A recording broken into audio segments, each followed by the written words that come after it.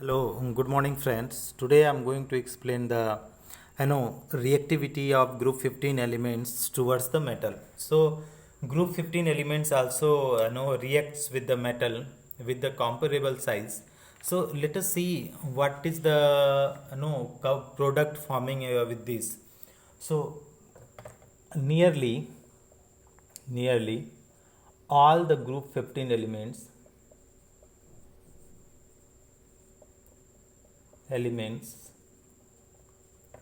reacts with metals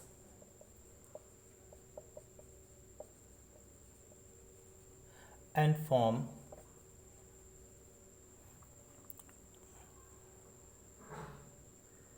binary compound.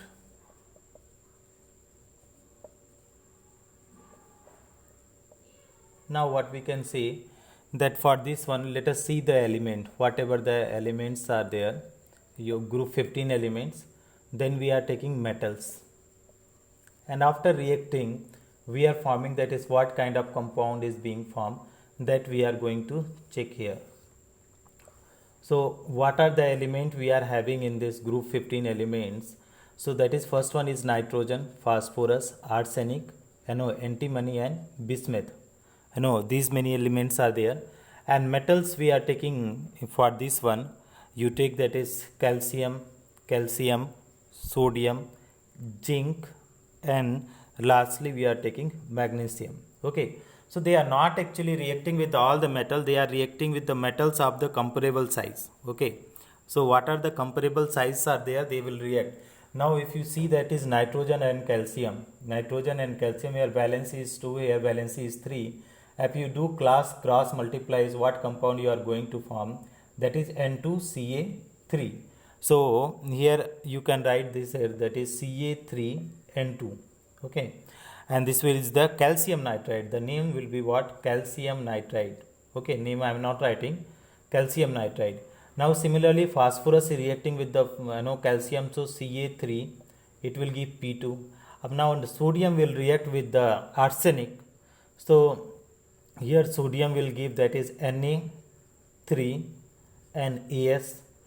And lastly for zinc, if you go, why Na3As I am writing, if you see, that is sodium is there and As is there, so sodium valency 1 and here is 3. So if you cross multiply, so what it will give, Na3As. And for this zinc it will give Sb3Zn2, Sb3 Zn3Sb2, sorry, this is the Zn3Sb2. How Zn3? If you go Zn2 and Sb, that is 3, so if you cross multiply Zn3Sb2, and when you are going bismuth and magnesium, they will react, they will give Mg3 and Bi2. So they are the metallites, or the reaction with they form after the reaction with the metals. Okay, now let us move and solve some of the problem based on all these general properties. Okay, the first problem is nitrogen exhibit plus 5 oxidation state. Okay, plus 5 oxidation state, this is the oxidation state. They are saying the plus 5 nitrogen is exhibiting plus 5 oxidation state, but it does not form pentahalide, it does not form pentahalide, does not form pentahalides. This is the reason we have to give. This is the plus 5 oxidation state, means here it is 7 electron is there, 2 and 5 are there, so it will lose 5 electrons, so it will give, nitrogen will represent plus 5 oxidation state, there is no problem in it. But when you are going nitrogen, so 7 is there, here is 2, if you go do the electronic configuration, 1s2, 2s2, 2p3. Now no d orbital, here no d orbitals.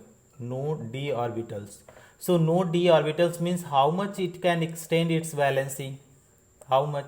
So here 3 unpaired electron, 1 lone pair electron, so maximum valency can be 4, maximum valency can be 4. valency can be 4. So no pentahalide. So no pentahalide. Now what we can say, due to no pentahalide, due to lack of d orbital, due to lack of d orbital, due to lack of d orbitals, there will not be any pentahalide. Now let us move for the another problem. The next problem they are saying, that is NH3. Okay, question number 2. NH3 have high BP boiling point, then pH3. Now this we know, that is in NH3 what is happening in NH3, hydrogen bonding is there, there is hydrogen bonding,